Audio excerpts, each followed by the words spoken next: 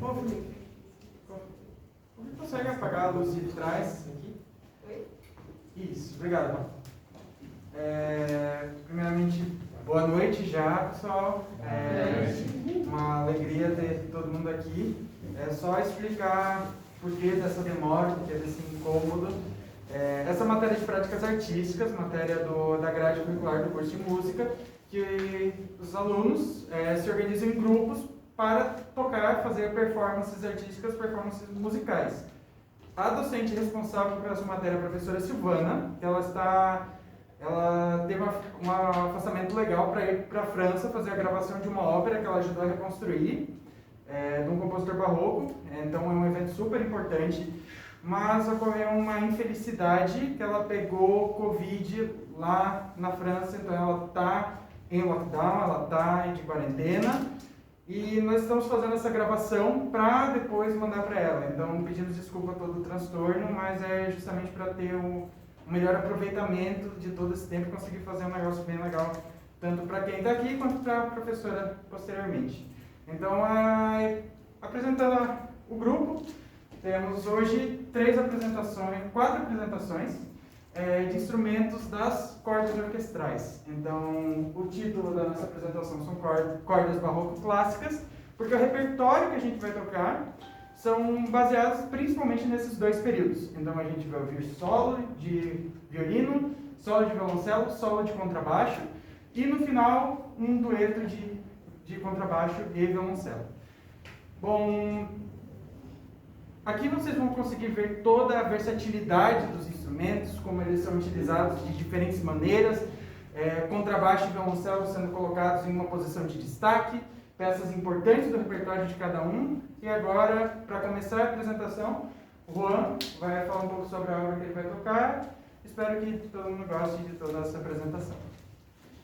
Prazer, me chamo Juan Carlos Schneider, eu estou no meu último ano aqui no curso. E a peça que eu vou tocar hoje é uma peça de Johann Sebastian Bach, ele compôs para violino solo, dentro de um conjunto de 3 composições chamadas partitas para violino solo de Johann Sebastian Bach. Eles são conjuntos de danças barrocas estilizadas, compostas para performance instrumental. Ou seja, são danças compostas para serem primeiramente ouvidas e apreciadas como música de câmara, mas não dançadas. A dança que eu vou tocar hoje se chama Allemande, e é uma palavra francesa que significa alemão ou dança alemã, uma tradução mais livre. É geralmente o primeiro movimento de uma suíte barroca, como é o caso dessa partita. Bach usa aqui o termo partita como sinônimo de suíte, ou seja, uma coletânea de danças estilizadas para performance camerística. Geralmente ela tem 4 ou 5 movimentos, o caso dessa aqui é 4 movimentos, mas eu vou tocar o primeiro e sua variação. Por mais que essas danças não sejam feitas para serem dançadas, eu acho muito útil para o intérprete e o ouvinte ter em mente um dançarino, já que o Bach escrevia essas danças sempre muito estrito com as convenções da forma dançada nas composições, que deveriam se encaixar em padrões musicais que se adequariam pelo menos à aplicação de uma coreografia, mesmo que não tivessem uma coreografia e não fossem feitas para serem dançadas. No caso da partita número 1, que eu vou tocar, eu imagino ela como um conjunto de danças um pouco mais teatrais, seriam apresentadas em um palco, com características mais dramáticas e extrovertidas. E essa partita tem uma peculiaridade em relação às outras. Cada um dos seus 4 movimentos, cada uma dessas 4 danças, tem um acompanhante chamado doble. O que significa essa palavra? É basicamente, em tradução livre, um dobro de quantidade de notas. Era uma prática muito comum no século XVII, em que se fazia uma variação no movimento, e em um estilo de subdivisão, basicamente dividindo as notas em porções menores. O doble é uma variação exata do movimento predecessor, da dança predecessora, com as mesmas progressões de acordes, ocorrendo nos mesmos lugares e tempos, as mesmas quantidades de compassos e a mesma forma geral. No caso dessa, a forma é uma AABB, um A com repetição, seguido de um B com repetição. O doble segue a mesma forma e é tocado no dobro da velocidade com, muitas aspas, o dobro das notas. É uma alemanda com textura em muitos acordes, é uma alemanda com uma textura musical muito vertical e ritmos pontuados. tá, tá, tá. Esse ritmo vai seguir a alemã por toda a sua execução. Porém, as notas curtas são tocadas ainda mais curtas do que escrito na partitura, pois se pensa no gesto de levar de uma nota curta para uma longa, e era uma prática comum que as pessoas soubessem que as notas a serem tocadas não deveriam ter a mesma duração entre si, as notas curtas, né, as notas de passagem, e que seriam mais um gesto musical do que uma divisão matematicamente, metronomicamente precisa. Os acordes mais importantes dessa dança, geralmente os mais tensos das progressões, estão sempre no meio dos compassos, não no início ou no fim, geralmente no tempo 3. E eu tentei ao máximo interpretar essa peça de maneira informada historicamente, conforme o arco moderno e violino moderno permitem. Algumas articulações feitas naquele período de Bach, com um arco contrário, você vê que esse arco tem a curvatura em direção convexa em direção à crina. Naquela época era ao contrário, então isso permitia que se fizessem articulações e sons muito diferentes do que esse arco aqui, que permite mais volume e projeção sonora do instrumento, esse tipo de característica. E eu tentei encontrar o melhor balanço possível entre as variáveis, seguir uma interpretação historicamente informada, versus usando o meu equipamento moderno, versus com a minha habilidade atual como instrumentista, que também tem seu limite. Espero que gostem.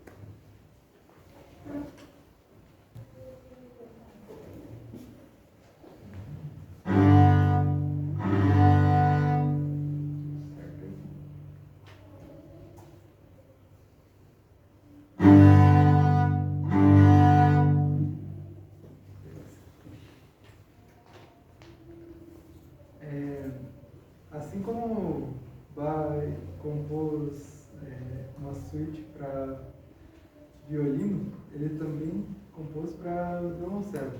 Ele compôs ao todo 6 suítes para violoncelo solo. E eu vou tocar a primeira suíte, o segundo movimento, a Allemande também. A diferença da Allemande do violoncelo para a Allemande do violino é que no violino ele tem características mais de acordes, como cordas duplas. No violoncelo é mais uma característica de melodia mesmo, com alguns acordes.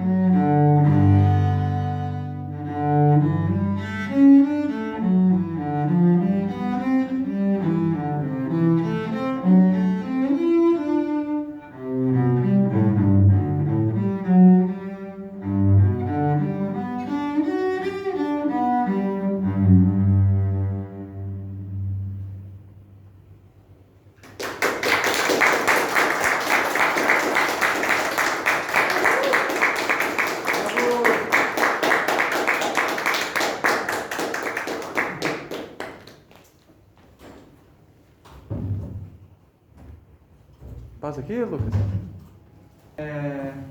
Foi? Então agora é vez de botar o contrabaixo nos holofotes. Contrabaixo não é um instrumento muito comum de ir para frente, de ter um destaque como solista, e não é de hoje. Um pouquinho mais para frente. Tá certo. Ele não é de hoje que o contrabaixo é um instrumento que é condicionado a estar no fundo, a estar no background da orquestra, na cozinha, junto do violoncelo. E antigamente, no período que os meninos tocaram, com a teorba, com o cravo, com outros instrumentos. Mas, depois de Domenico Dragonetti, que é o compositor dessa obra e da obra seguinte, essa fama do contrabaixo começa a mudar e o contrabaixo começa a ter renome como um instrumento solista também. Bom, quem foi Domenico Dragonetti? Domenico Dragonetti foi um contrabaixista italiano que, em seus primeiros passos, ele foi contrabaixista da Basílica de São Marco, em Veneza, de uma família de músicos, mas ele começou a ter um renome maior, ficar muito conhecido por ter tido uma relação muito próxima com Beethoven. Bom, Beethoven conheceu Dragonetti, ambos tocaram juntos, tem até uma passagem muito interessante da principal biografia sobre Dragonetti, que diz que quando Beethoven soube que Dragonetti estaria na cidade dele, ainda Bonn, não Viena ainda, Beethoven queria conhecê-lo, queria tocar com ele porque ouviu dizer que o senhor Dragonetti conseguia tocar música de violoncelo no contrabaixo, que para a época era um negócio absurdo. E até posteriormente, por exemplo, na ópera de Verdi, no Otelo, que tem um solo de contrabaixo bastante conhecido, isso já é repertório romântico, os contrabaixistas tinham dificuldade em executar, justamente porque a técnica do instrumento ainda não era desenvolvida. Então, ainda antes disso, no período clássico, ter um contrabaixista que conseguia tocar música de outros instrumentos era algo estranho para a época. Eram poucos e os poucos que conseguiam são conhecidos até hoje, como o próprio Dragonetti e o Sperger, que também tocou com o Haydn.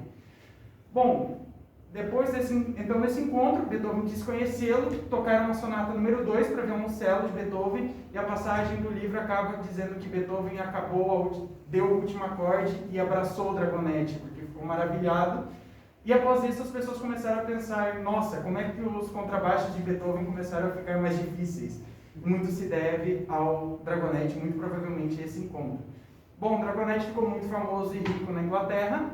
Ele tinha uma grande coleção de instrumentos, tanto que se pesquisarem, existem alguns instrumentos de luthiers famosos, não necessariamente contrabaixo, violinos, por exemplo, que pertenceram ao Dragonetti. Existe o Stradivarius Dragonetti, o Guarneri Dragonetti, que foram instrumentos que pertenceram a ele em sua coleção. Dragonetti fez a estreia da quinta de Beethoven, da sexta de Beethoven. Existem muitas lendas sobre se o recitativo da nona de Beethoven foi escrito para ele ou não. São lendas, mas o que importa é que Beethoven tem uma relação muito próxima com Dragonetti, e Dragonetti foi um expoente contrabaixista do seu tempo. Ele era considerado um que a gente diria hoje como um rockstar do contrabaixo da época. Tinha gente que iria para os teatros só para vê-lo tocar, na primeira fila, com seu baixo enorme de 3 cordas, que hoje está inclusive exposto na Basílica de São Marco, em Veneza. E essa peça que eu vou tocar hoje é de uma coletânea de 12 valsas, que também é bastante interessante, que por coincidência todos os nossos grupos estamos tocando danças, solos, estilizados para os nossos instrumentos. E essa também é uma dança, é uma valsa estilizada, uma coletânea de 12 valsas. E os musicólogos consideram que essas foram as primeiras peças de música de câmara escrita para o contrabaixo como instrumento solista. Então essa número 10 para mim tem um valor sentimental muito grande, porque foi a primeira peça que eu estudei no contrabaixo. Então, espero que gostem.